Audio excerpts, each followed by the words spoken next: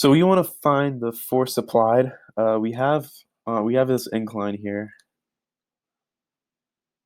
I apologize for it not being so straight. We have this mass here,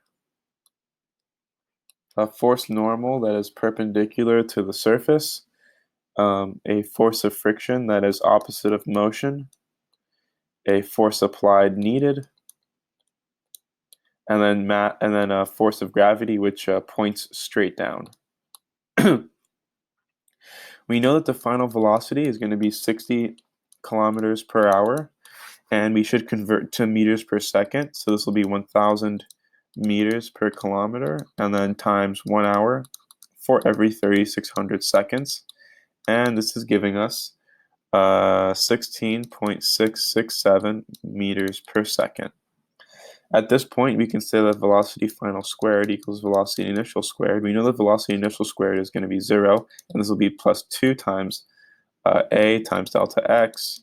And we're going to say that a is going to be equal to velocity final squared divided by 2 times delta x.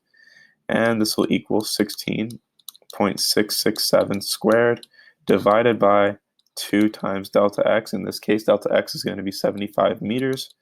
And so A is going to be equal to 1.852 meters per second squared.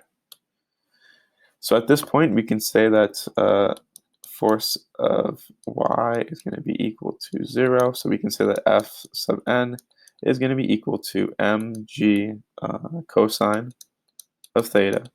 And then we can say sigma f in the x direction equals ma in the x direction, and this is going to equal mg sine of theta plus force applied minus force of friction. And so we can say force applied is going to be equal to mass times acceleration in the x direction minus mg sine of theta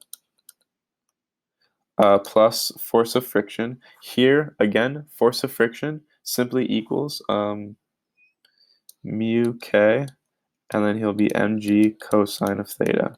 So force of friction simply equals the coefficient of kinetic friction times the normal force, and we know that the normal force is mg cosine of theta. Therefore, the force of friction is going to be mu k mg cosine of theta. And in fact, yeah, so that's fine. And then here, though, we're going to need to solve. So we can say that this is going to equal m times a sub x plus g, and then mu k cosine theta minus sine of theta.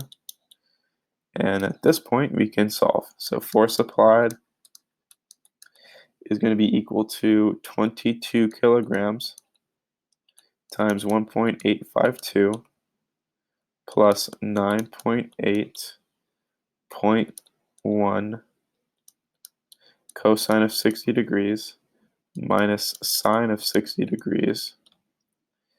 And this is going to be equal to 39.6 newtons. So this will be our force applied needed. And that is the end of the solution. Thank you for watching.